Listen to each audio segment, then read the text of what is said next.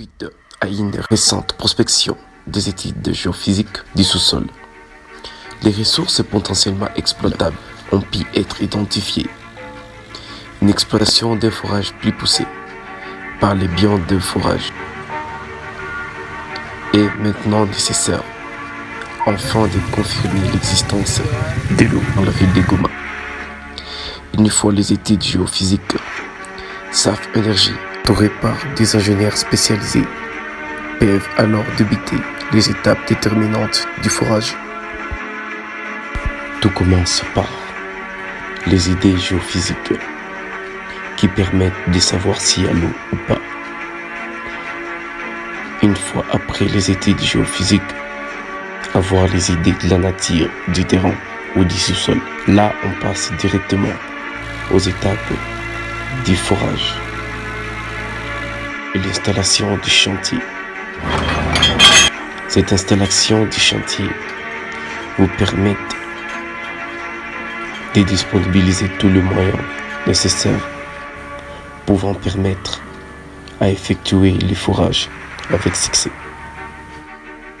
Après les installations vient la disponibilisation de moyens de logistique, parmi lesquels les carburants et les différents outils du forage. Pour passer au forage proprement dit, qui consiste à creuser. En creusant, on relie les tiges aux autres. Après cela vient le tibage, qui consiste à placer les tiges des forages par les tuyaux en plastique.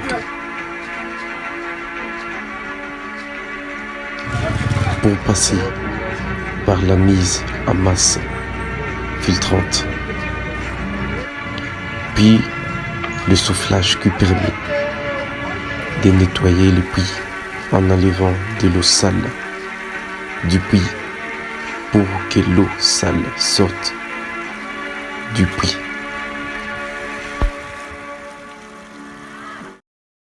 Je réponds au nom de Erden Alain Rubango. Je suis géologue de formation et expert en hydrogéophysique. Je suis aussi assistant à la faculté des sciences de l'université de Goma.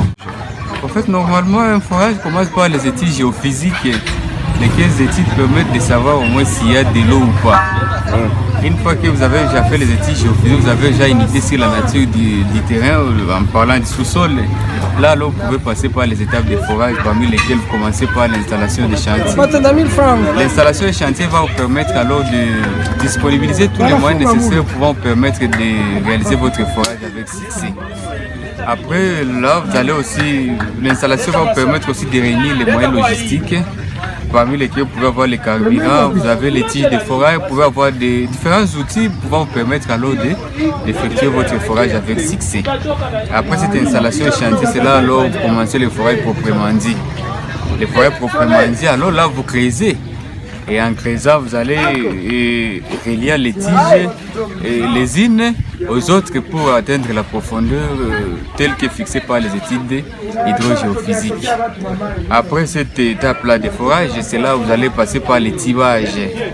Les tibages, c'est alors vous remplacez les tiges métalliques telles que vous pouvez les voir là-bas par les tuyaux en plastique. Les tuyaux en plastique tels que nous pouvons les mettre là. Une fois que vous avez déjà terminé la pose des tuyaux en plastique, généralement nous y mettons la masse filtrante et puis nous passons par le soufflage. Le soufflage alors va nous permettre de nettoyer les puits. Nettoyant les puits veut dire nous allons enlever toute eau sale du puits pour que l'eau propre puisse entrer dans les puits. Et après cette étape-là de soufflage, nous allons passer par l'étape de l'essai de pompage. L'essai de pompage, comme vous pouvez voir là-bas, nous sommes en train de réaliser l'essai de pompage. Cet essai de pompage va nous permettre alors d'avoir une idée sur la performance de votre aquifère. Les performances en question de l'aquifère vont nous amener à mesurer les rabattements. Nous allons aussi mesurer ce que nous appelons les débits.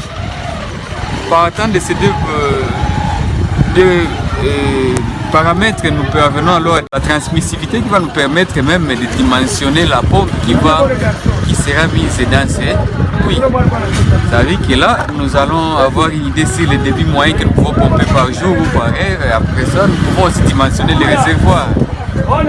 Le dimensionnement des réservoirs est alors fonction du débit, de la transmissivité, mais aussi de l'aménagement, ou du moins de la population qui sera servie.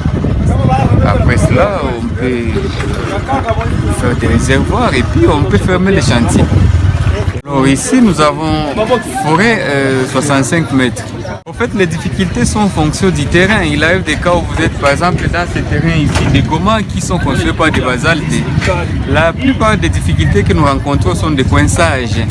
Des coinçages, ça veut dire qu'il arrive des cas où les marteaux sont bloqués par des pierres ou des cuttings. Et là, vous avez des difficultés de remonter ou de faire des mouvements dans les puits. Alors là, les difficultés sont en fonction de la nature du terrain. Et là, il arrive des cas où vous ferez. Normalement, les cuttings sont récupérés à partir de l'air qui est comprimé. Alors, une fois que vous êtes dans des fractures, l'air se disperse dans des fractures. Facilement, vous avez des difficultés de remonter des cuttings. C'est là, alors, vous avez les cuttings qui peuvent bloquer les marteaux à l'intérieur. Mais souvent, lorsque nous sommes dans d'autres types de terrains, il arrive des cas où nous avons des éboulements. Mais souvent, nous savons aussi comment lutter contre ces risques. Parce que comme ici, vous pouvez les voir, même l'eau qui est en train d'être pompée, il y a des équimes. Alors les équimes souvent sont liées à la litraforme que nous avons utilisé. C'est un produit moussant que nous utilisons souvent pour limiter l'influence de ces vides et ainsi remonter les cuttings.